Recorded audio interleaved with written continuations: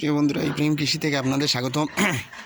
এই দেখুন বন্ধুরা, আমার দুইটা মিষ্টি কুমড়া কত বড় হয়ে গেছে। এই দেখুন কত সুন্দর দেখতে, দেখছেন কত বড় হয়ে গেছে।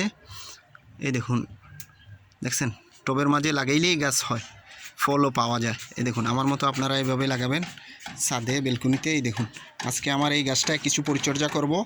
কিছু সরিষার পচা খোল পানি আমি গাছের গোড়ায় দিব। ওইটা হলো অনুখাদ্য। এটা দিলে গাছের গ্রোথ ভালো থাকবে, ফলগুলোও বড় হবে। এই দেখুন আমার গাছটা কত তরতাজা, দেখছেন। আপনারাও আমার মতো এইভাবে টবের মাঝে লাগাবেন। টবের মাঝে লাগাইলে ফল পাওয়া যায়, দেখছেন। এর প্রমাণ হচ্ছে এই দেখেন, দেখছেন আমি প্রত্যেকটা গাছে ফল পাই। এই দেখুন সরিষার খোল পচা পানি, আপনারা আমার মতো এইভাবে সরিষার খোল পচা পানি দিয়ে দিবেন গাছের গোড়ায়, একটু দূরে দূরে এইভাবে দিয়ে দিবেন, তাহলে গাছের অনুখাদ্য প্রয়োজনটা মিটবে। এই দেখুন, দেখছেন আমার মতো এইভাবে দিয়ে দিবেন। আমার এই ভিডিওটা ভালো লাগলে আপনারা লাইক কমেন্ট শেয়ার করে দিবেন। আসসালামু আলাইকুম।